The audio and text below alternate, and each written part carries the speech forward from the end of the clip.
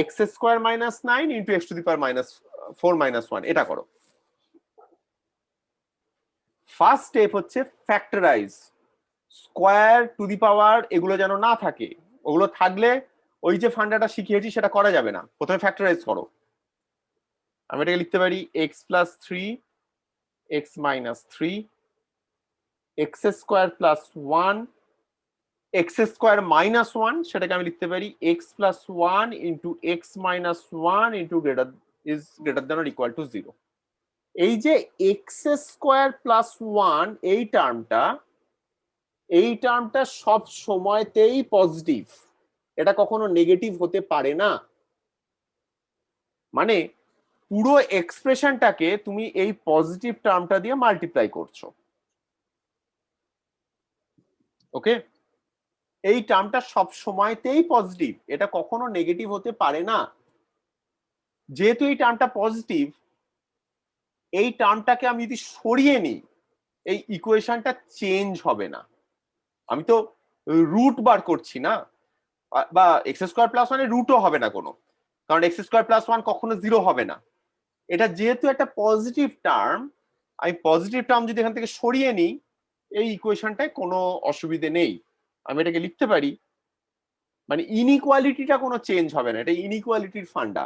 একটা যদি positive term দিয়ে মাল্টিপ্লিকেশন হয়ে থাকে সেটাকে সরিয়ে নেওয়া যায়।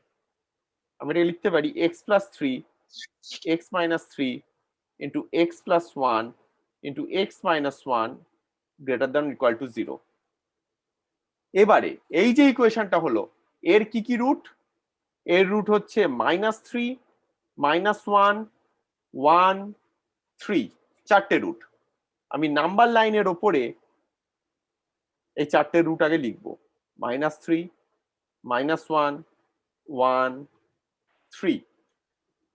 এটা লেখা হবার পর আমি আগেবার যেটা দেখিয়েছিলাম, একদম ডান দিকের ইন্টারভালটা প্লাস, তারপরে মাইনাস প্লাস মাইনাস প্লাস। এবার আমাকে কোনগুলো বার করতে হবে? প্লাস গুলোকে বার করতে হবে, greater than or equal to 0। তাই প্লাস জায়গাগুলো কোনগুলো? প্লাস জায়গা, x less than or equal to -3, x greater than or equal to -1 less than or equal to 1, x greater than or equal to 3। তাহলে আমার কি হলো? -∞, -3 ইউনিয়ন -1, -1 ইউনিয়ন 3, ইনফিনিটি। এটা যদি বুঝে থাকো তাহলে আরেকটু করবে কমপ্লিকেশন, মানে ফার্দার যাওয়ার আগে যখন করছি একটু করাই যাক না, নাকি?